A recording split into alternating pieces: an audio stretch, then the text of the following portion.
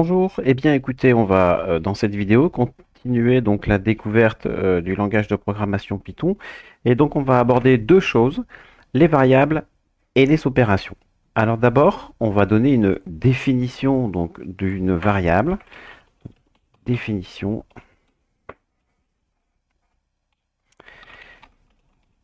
d'une variable, eh bien, c'est en fait associer un nom, à une valeur qu'on peut modifier dans le temps.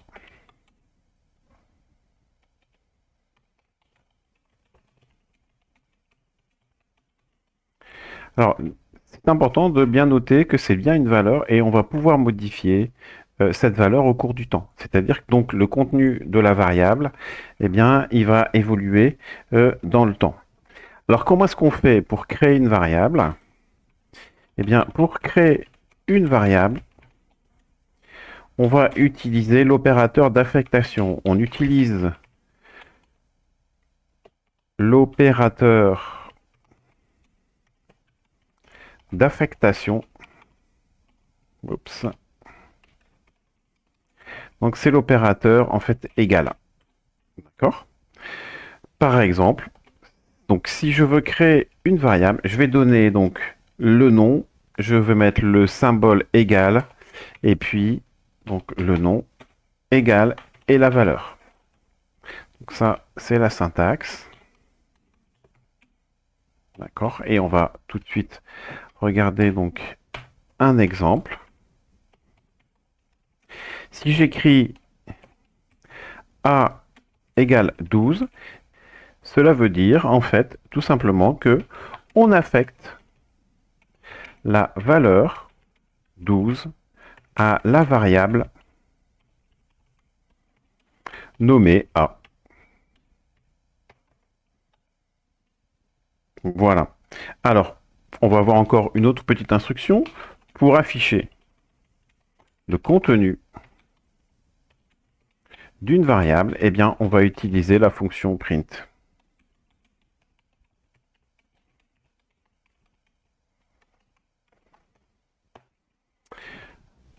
On rentrera plus dans le détail plus tard, mais on va juste voir un exemple.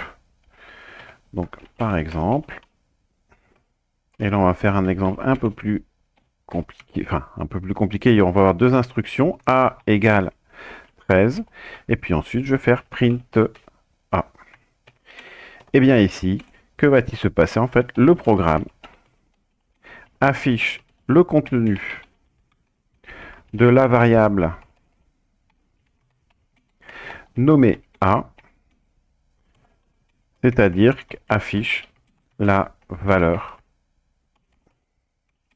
donc 13. Voilà, donc quelques remarques maintenant qu'il nous reste à voir, quelques remarques sur le nom des variables.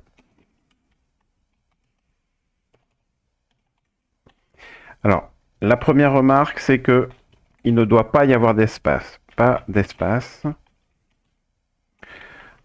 dans le nom. D'accord? Je ne peux pas écrire, par exemple, euh, nom-prénom, je voudrais donner une variable nom-prénom et mettre un espace entre le nom et le prénom. Il va falloir que je colle les deux. Hein. Donc ça, c'est une première règle. Pas de chiffres également comme premier caractère. Je ne peux pas avoir 0, 1, 2, 3, 4, 5 jusque 9 hein, comme premier caractère. Ça, c'est pas possible, c'est interdit. Donc comme premier caractère. Et puis une autre règle, alors là c'est plus une question de lisibilité du programme. On préfère donner euh, un sens au nom de la variable. Donc le nom de la variable doit avoir du sens par rapport au contenu. Par exemple, si vous avez une variable qui va contenir le volume d'une, je sais pas, d'une pièce, hein, euh, contenu, eh bien à ce moment-là, on va appeler la variable tout simplement volume. hein, ou volume pièce, tout collé. Par exemple, hein, volume pièce. Donc vous voyez là j'ai mis le tiret du 8 hein, pour le volume du pièce. Donc par exemple. Et donc là c'est quand même très intéressant de l'écrire de cette façon-là parce que automatiquement, la personne qui va lire le programme, si elle ne l'a pas écrit, ce programme, eh bien elle va pouvoir le comprendre pour elle va pouvoir comprendre tout de suite le programme et quelle est la valeur qui est contenue en fait dans cette variable, hein.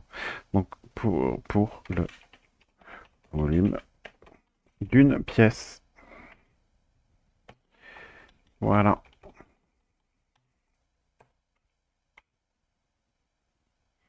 Voilà, donc ça c'est vraiment donc des éléments importants. Donc on les revoit ensemble. Donc la définition d'une variable, eh bien le principe c'est d'associer en fait un nom à une valeur, hein. Et cette valeur bien sûr elle va pouvoir être modifiée dans le temps. Que pour créer une variable, eh bien on utilise un opérateur d'affectation. Ça veut dire que le égal, c'est pas un test d'égalité, hein. Le égal tout seul ici, ça veut dire que je mets la valeur j'affecte la valeur 12 ici à la variable a.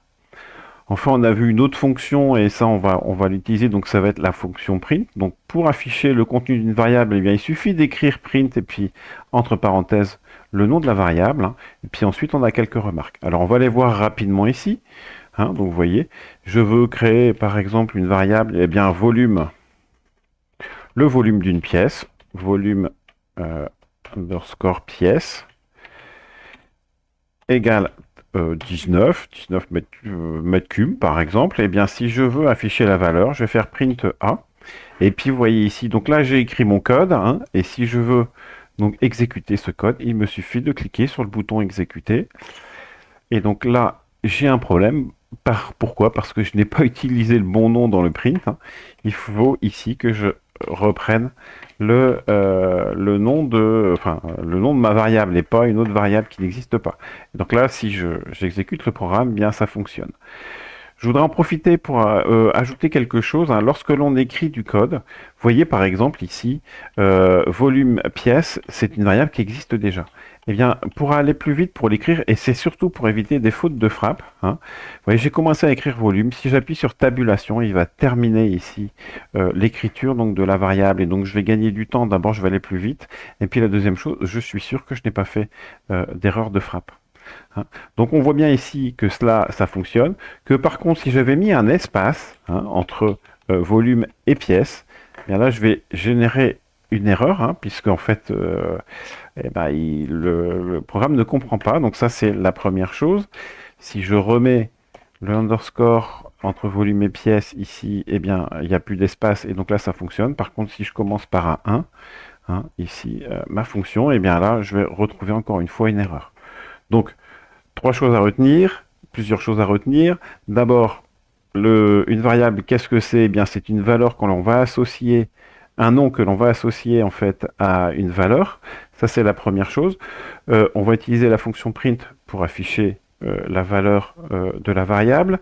Et puis, surtout, on ne va pas donner n'importe quel nom à la variable. Le nom ne peut pas commencer par un chiffre, le nom ne peut pas contenir d'espace, et on va quand même préférer donner des noms de variables qui ont un sens, hein, plutôt que simplement mettre une variable A, B, C ou D.